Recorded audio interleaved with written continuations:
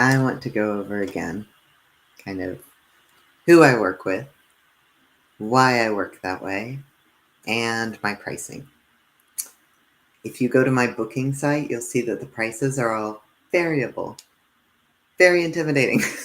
I know that. And also, trying to figure out different ways to communicate that this is a conversation rather than a number. So, this is one way in which I'm going to try to do that. So, I want to first talk about how I've set up my business to prioritize whom. So, to begin with, can you see this? Okay. So, who I work with, generally, I work with non-cis people in my somatic sex education work, in my sexological body work, in my transgenital scar care, and my ecstatic touch. So, non-cis people, self-identified, that's on you. I'm not trying to make any decisions about such things for somebody. So, who I center, who gets the majority of my time, who I have most of my sessions for and with, are folks that are non-cis. And perhaps they are disabled, perhaps they are BIPOC, perhaps they are intersex, perhaps they are affected by transmisogyny, perhaps they are low income. There's this list could go on. So I put on here some of the starting points, but and then I have some sessions that are for the rest of the folks, everyone else. So I found that most models that I see when I look around center, let's say, everybody, which we know isn't how that washes out, but let's say they center everybody and have a few solidarity options. And I'm really wanting to just try a different model with my business and my offerings by flipping that upside down and centering the folks who are most often affected by oppressions and hierarchies, and have some space and available for the folks who are less likely to have access barriers. So, which obviously these things are not that simple, they are complex. I have folks who identify with multiple of these intersecting pieces here that you might assume don't have a lot of access, who actually do have a lot of access.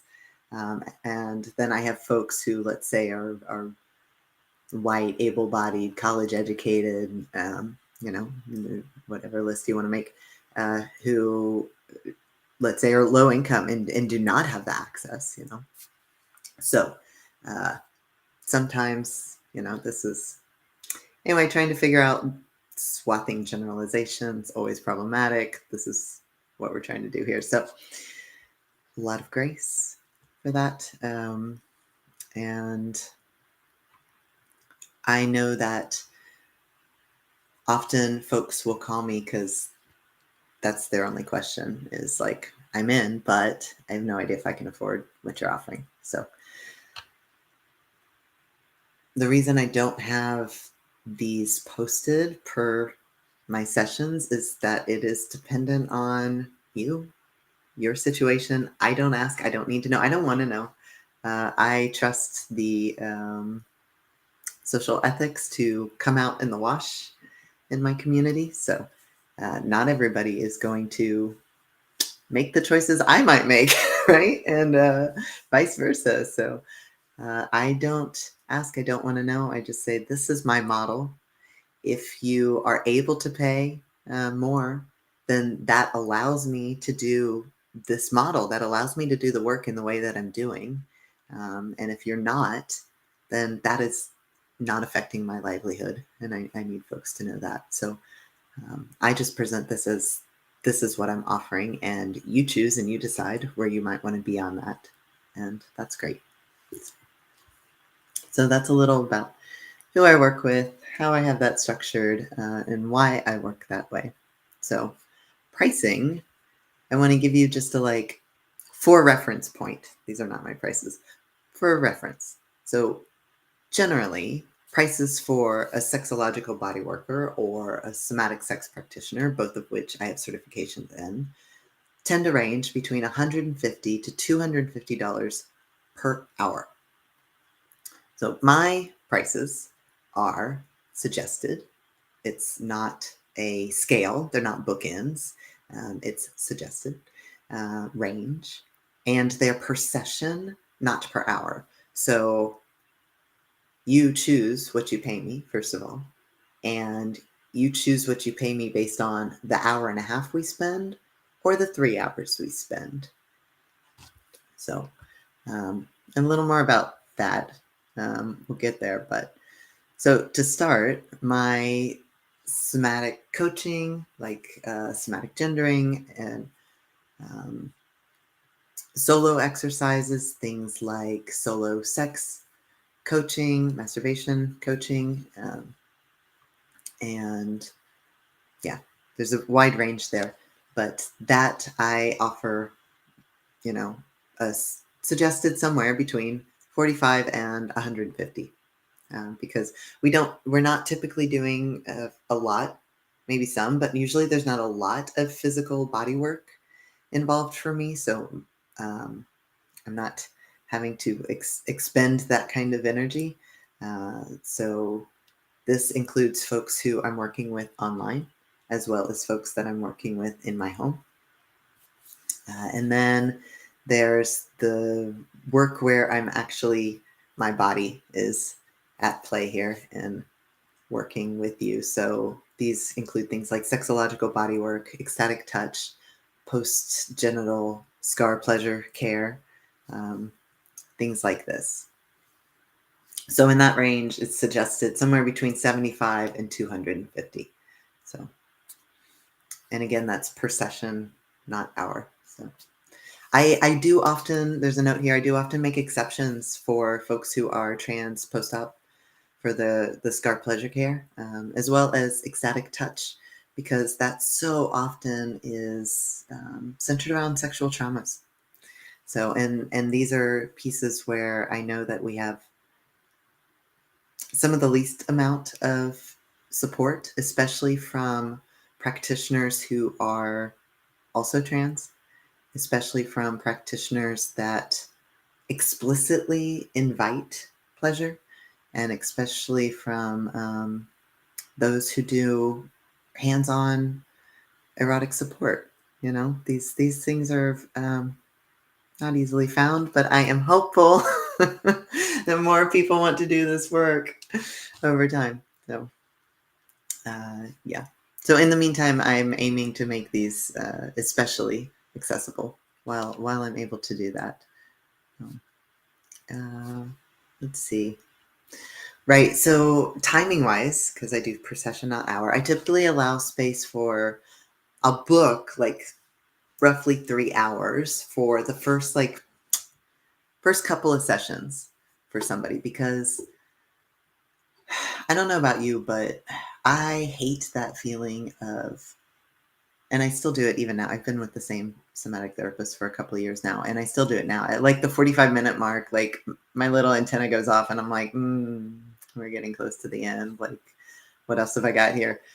Or do I want to open this can of worms? I know that we've only got about 10 minutes left. There's a time clock, right? Which absolutely makes sense. That's beautiful. Honor your time how you choose.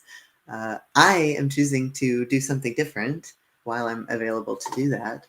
And the first couple of sessions, I just think it's so vitally important that we start to establish some trust, and that we do so with as little sense of urgency as possible, because the whole world just fast forward urgency. And I like to, in these spaces, kind of cut that out.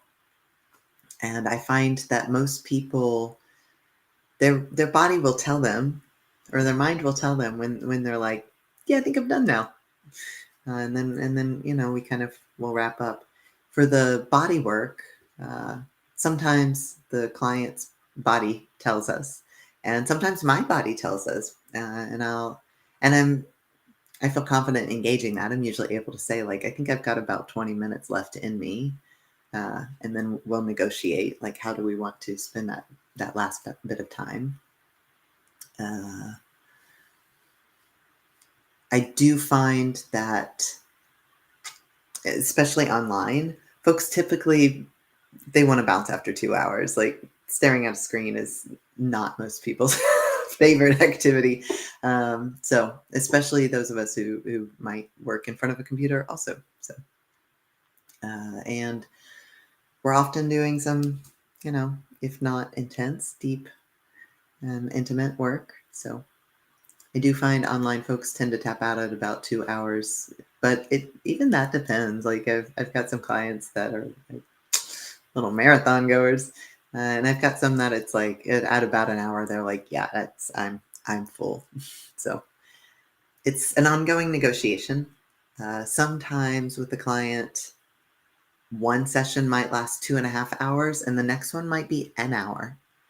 That's great. That's fine. Like, knowing your body is kind of what we're here for. So being able to listen to those things and plan accordingly. So once we start to hone in on what it is you want to work with, I do find that the time usually shortens, because we've built up some trust. We've have some practices of using your voice and being able to ask for what you want. And so we can kind of move into the things you desire more quickly and easily. And again, that's, as I said, those are variable. So yeah, I think that's all I've got for those. I offer an exploratory call, which is free. I'll put a QR code here. There's a link. So it's a 30-minute call.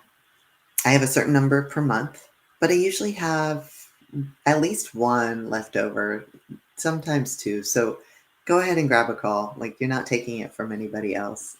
There's space, and I have space to grow that. So that's 30 minutes where I'm not trying to sell you anything. We just chat, because not everybody is going to want to do this work with me. And I don't want to do this work with everybody. So sometimes I refer folks out. Plenty of times I refer folks out. But I'm really happy to just share any like exercises that I have, or thoughts, or curiosities, or links, or resources, or references. Like, I love sharing all that. So if you give me a call, I'm just gonna like toss anything I got at you.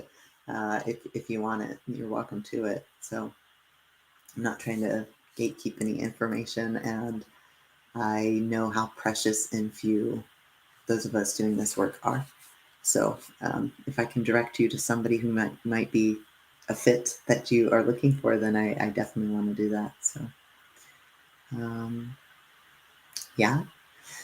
There's work that I offer, support that I offer that isn't necessarily in my booking site. Let's see. An example might be platonic cuddling. That's one example. So another one might be training in kink play. That's not on there, but it's something I offer. Another one is working with couples, especially around non-monogamy. I've been doing that for 20 plus years. So